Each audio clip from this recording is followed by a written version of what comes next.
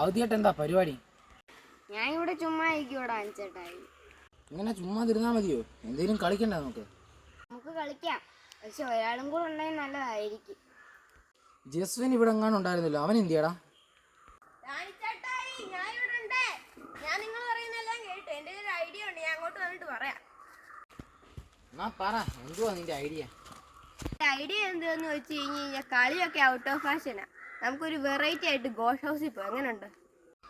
അത് നല്ല ഐഡിയ, നമുക്ക് അവിടെ തന്നെ പോകും. ഡാൻസിട്ടാ റെഡിയാണോ? നിങ്ങൾക്ക് സംഭവമാണെങ്കിൽ എനിക്ക് സംഭവം. നീ പറഞ്ഞ ഗോസ്റ്റ് ഹൗസ് എവിടെ? അതൊക്കെ സർപ്രൈസാ. വീടോ? ഡാനിച്ചേട്ടൻ ഇത് കണ്ടിട്ട് പ്രേത വീടായിട്ട് തോന്നുന്നില്ല? ഇല്ലാത്തോണ്ടല്ലേ ചോദിച്ചേ.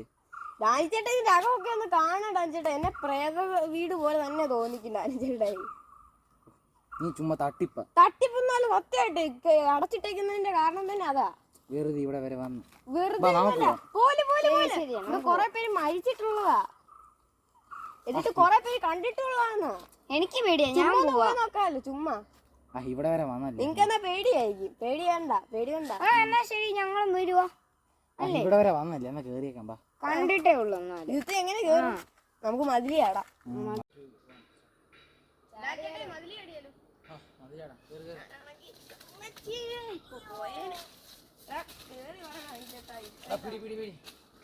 ഇവിടെ വരെ ഇത്ര വന്നിട്ട് പ്രേതം വല്ലതും കാണുമോ? പ്രേതം എന്തായാലും കാണണ്ടായി ചേട്ടായി. പ്രേതം ഇല്ല എന്റെ ജസ്സിനെ.